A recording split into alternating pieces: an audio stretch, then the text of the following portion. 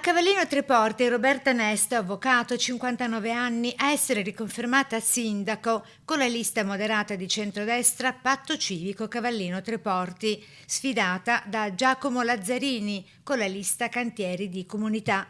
Roberta Nesto governerà fino al 2031, ovvero per ben 3 mandati consecutivi. A Cavallino Treporti l'affluenza si è attestata appena sopra il 58%, ovvero in calo rispetto al 68,77% della precedente tornata elettorale.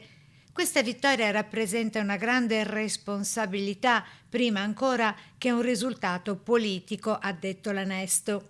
A Torre di Mosto si afferma Andrea Marchesin, 54 anni, comandante della Polizia Locale di Oderzo, candidato di centrodestra con il 54% delle preferenze e sostenuto dall'omonima lista che ha avuto l'appoggio di tutti i partiti del centrodestra, Fratelli d'Italia, Lega, Forza Italia e UDC.